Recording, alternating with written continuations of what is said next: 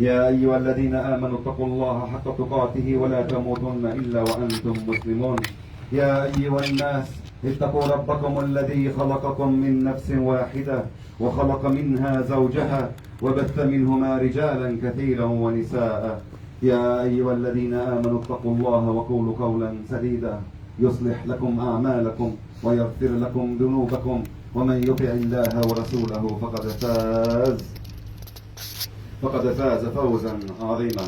أما بعد، إن أصدق حديث كلام الله، وخير الهدي هدي محمد صلى الله عليه وسلم، وشر الأمور محدثاتها، وكل محدثة بدعة، وكل بدعة ضلالة، وكل ضلالة في النار. أما بعد، يقول الله سبحانه وتعالى في كتابه الكريم بعد أعوذ بالله من الشيطان الرجيم: إنما المؤمنون إخوة فأصلحوا بين أخويكم واتقوا الله لعلكم ترحمون. Surely the believers are none but brothers unto one another, to set things right between your brothers, and have fear of Allah that you may be shown mercy. Allah subhanahu wa ta'ala mentions in the Quran also, يَا أَيُّهَا الَّذِينَ آمَنُوا اجْتَنِبُوا كَثِيرًا مِنَ الظَّنِّ إِنَّ بَعْضَ الظَّنِّ إِثْمٌ وَلَا تَجَسَّسُوا وَلَا يَغْتَبْ بَعْضُكُمْ بَعْضًا أَيُحِبُّ أَحَدُكُمْ أَن يَأْكُلَ لَحْمَ أَخِيهِ مَيِّتًا فَكَرِهْتُمُوهُ وَاتَّقُوا اللَّهَ إِنَّ اللَّهَ تَوَّابٌ رَحِيمٌ. Believers, avoid being excessively suspicious of one another, for some suspicion is a sin. Do not spy nor backbite one another. Would one of you like to eat the flesh of his dead brother? You would surely detest it. Have fear of Allah. Surely Allah is much prone to accepting the repentance and is most compassionate. Muhammad ﷺ says, beware of suspicion, for suspicion amounts to the worst form of lying agreed upon. This is agreed upon. This is worse than lying. Muhammad ﷺ also says, beware of suspicion, for suspicion amounts to the worst form of lying, and that is agreed upon again. Muhammad ﷺ says, avoid suspicion, for suspicion is the gravest lie in talk, and do not be inquisitive about one another, and do not spy upon one another, and do not feel envy with one another, and do not nurse no malice, and nurse no aversion and hostility against one another, and be fellow brothers and servants to Allah subhanahu wa ta'ala. This is a suspicion, the dhann between one another. When we hear stories of the Sahaba, when we hear stories of prophets, when we hear things from the past, why do you think that is? This is not for your entertainment alone. This is for us to learn and not to do what has happened in the past. When we see the past, we learn from it. What did Muhammad ﷺ say to us? He says suspicion is worse than lies. The dhann is worse because you don't know what's in the hearts of your brothers. Allah subhanahu wa ta'ala does not tell you to do this. Allah subhanahu wa ta'ala never mentioned for you to turn around and accuse your brother of doing such and such. You are in no position. We are sinning and we judge one another on the appearance of one another. This is not in Islam. And a dhann, when we talk about suspicion and when we wrongly accuse someone, do you know how far it can get to? Do you know how much evil can be in between our ummah? Our ummah is one. Allah subhanahu wa ta'ala says to us, your ummah is one. Use our brothers, use our one nation. If the head hurts, the whole body aches. If the heart aches, the whole body aches. Can you function with a hurt finger? Just a little finger, can you function? How do you think this ummah can function? How far can suspicion lead us to? We are living in the times now of fitan, and everybody knows this. The worst of fitan that has started was with Uthman's killing. With killing of Uthman radiallahu anhu. How many people can you hear today when you mention Uthman's name except they say radiallahu anhu? How did it lead us to murdering one of our greatest leaders in Islam? Was it not from just dhann? Umar ibn Khattab was killed praying Fajr. Imam in the Fajr, he was stabbed. Why? Dhann. Accusations, lies, deception that spread through the ummah.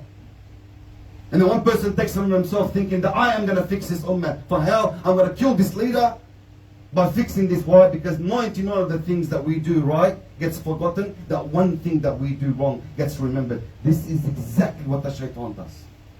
How do you think the magicians get through? How do you think the magicians convince people that they are saying the truth?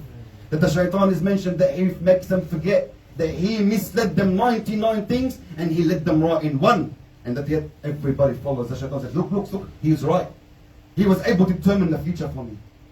My 99 things he predicted wrong, one he predicted right. And this is what we do. Our ummah the same thing. Our leaders are the same thing. And I'm not talking about political leaders. I'm talking about our religious leaders. I'm talking about our ulama, our mashayikh, the one that has spent years upon years of studying Islam. That they, even if they do something wrong, you know what are the ulama? If they do, the ulama. If they do right, if they say something right, they have hasanat that will be, you'll find that mountains on the Day of Judgment. But you know when they do something wrong, when they say something wrong from what they have learned, they still get a hasanat for it. But yet we accuse them of kufr and kick them out of Islam straight away. How did Uthman lead to that stage? Well, Uthman was the one that was respected by everyone. Uthman was known to be the most humblest people in the world that ever exist. Uthman was so much of a shy person that he never looked at his own private part when he used to wash himself. Uthman was the one that when he entered upon Muhammad sallallahu alaihi wasallam, Abu Bakr, he was in Abu Bakr's house. Abu Bakr entered the house. Muhammad sallallahu alaihi wasallam did not change the way he was sitting. His legs were showing. Umar ibn Khattab entered after him. Muhammad sallallahu alaihi wasallam sat where he is, did not change his posture. When Uthman radiallahu anhu entered the house, Muhammad sallallahu alaihi wasallam got up and fixed himself and he covered his legs. So Aisha radiallahu anha said, Ya Rasulullah, why did you change your posture when Uthman came in and not when Abu Bakr and Umar came in? He goes, shall I not be shy of a man that the angels are shy from? This is how beautiful Uthman was. Uthman was the one that used to run after anything to do with the ummah, with money, with donations. When it came to expanding masjid, the Masjid al-Nabawi, the one that we're praying today, was the first expansion was paid for by Uthman radiallahu anhu. The army of Tabuk, he was the one that prepared them. And we mentioned this before about preparing 700 camels for that war. When Muhammad got up and said, who would donate? Who would buy Jannah by donating towards his Tabuk? He said, Ya Rasulullah, I will give 100 camels. He goes, who else? He goes, I again, 7 times. It was narrated that he bought Jannah 7 times. When he married Muhammad sallallahu alaihi wasallam, 2 of his daughters, not 1. Muhammad sallallahu alaihi wasallam gave him 2. And he said, if I had 40 daughters, I would have still married them to Uthman. Let them die one after the other, I will still give them to Uthman radiallahu anhu. This is how much love to Uthman radiallahu anhu was. Uthman radiallahu anhu was the one that donated for the will. He donated money, he donated food, anything to do with donation, anything to do with Jannah. He was the first to run and put his hand up. Muhammad said, that if you free a slave on a Friday, you get Jannah. So he made it like a sunnah for himself. Every Friday he would free a slave. This is Uthman radiallahu anhu. One accusation. When it came to his time, they started accusing him of things. What did they accuse him of? Oh, he started putting his people in leadership. Look how he's leading us. Oh, look what he's doing for us. This is the accusation that went around the people that led to so much hate towards this man. From amongst us, our leaders, Sahaba's kids, they saw with their eyes what happened. They did. Nobody can deny this. We talk about murdering this, murdering that, but we don't realize is we have killed all of our people. From what? From just done. From just accusations. Shall we not come to a stop and learn from our past and say no more? If it is not proven guilty, then we do not put our words into it. We do not put our minds into things. Uthman radiallahu anhu was killed by his own people. Because of accusations of what? That he was putting his own family members in leadership. They were there when Umar ibn Khattab put him there. There is evidence. There is backup. He was able to defend himself. No. They did not. They did not allow him to even defend himself. Aisha radiallahu anha mentions that Muhammad sat once with Uthman radiallahu anhu. He said, Ya Uthman. Now I'm going through this really quickly because we don't have much time anymore. But she said that Muhammad called Uthman and he came and he leaned towards him. He would tell him something and then Uthman would back away and look at him and he'd say, did you understand? And he'll lean again, he'll talk to him and he will lean forward and he'll say, did you understand? This is Muhammad telling him what's going to future, what's going to happen to you and what he cannot do and what he cannot achieve. Do you understand, Ya Uthman, the fitna that's going to come? He said, yes. Khalas, that's it, it's done. So when it came down to this fitna, it came down to all this, he couldn't defend himself. Why? Ali radiallahu anhu, he put his 2 kids, Hassan and Hussein, to protect Uthman radiallahu anhu. He could have just said, kill them all. He would have killed them all. But what stopped him from doing that is so he doesn't spread the fitna amongst us. So he doesn't make us into different groups. So he doesn't divide the ummah that you are seeing today standing as one. That he did not want the people to turn around and accuse one another and have this shaitan come and infiltrate in between you and say, look at this and look at this and look at this.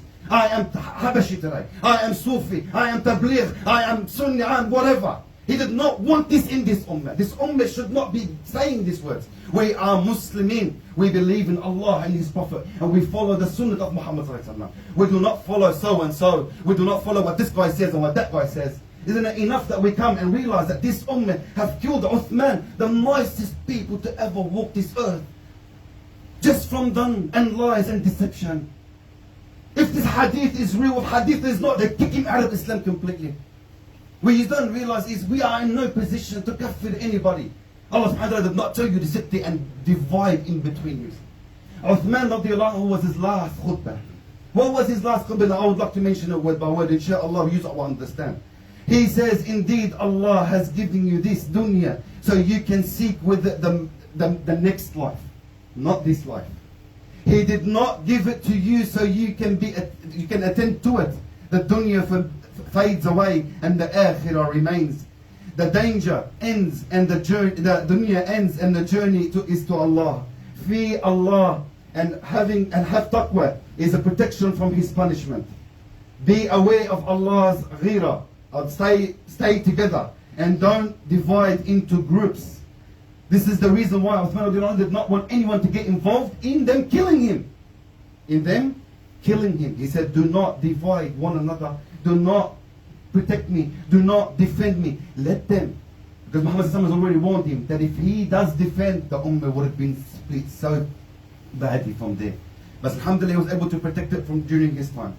Then he said, you were apart, and through Allah's blessings, and He united your hearts and you became brothers. Then he said goodbye and wished them farewell, knowing that he will die that night.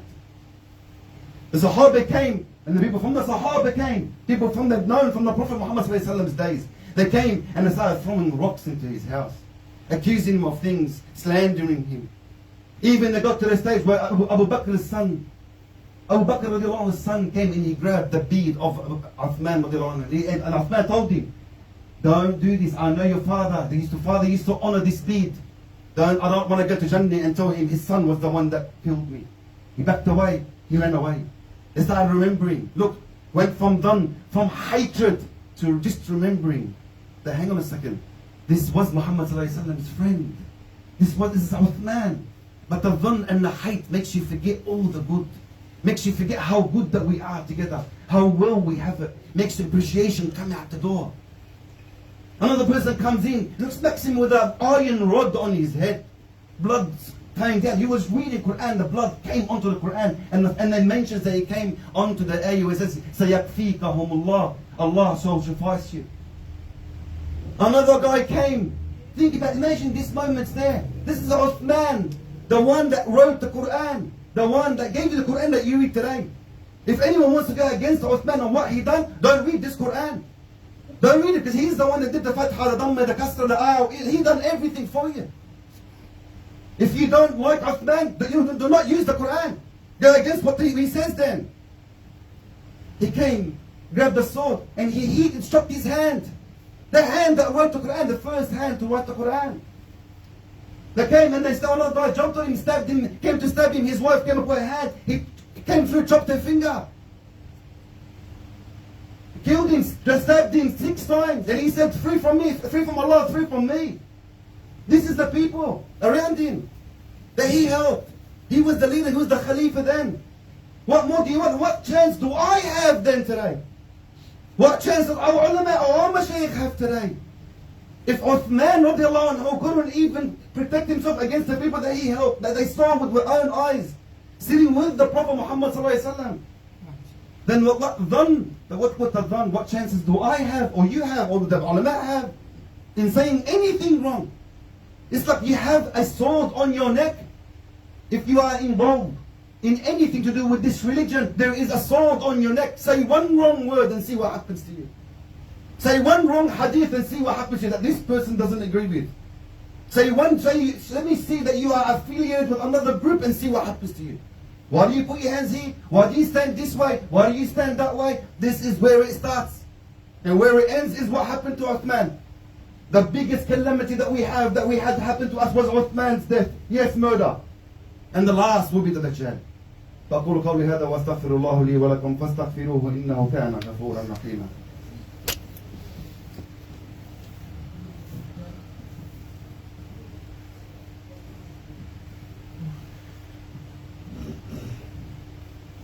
إن الحمد لله والصلاة والسلام على محمد وعلى آله وأصحابه أجمعين.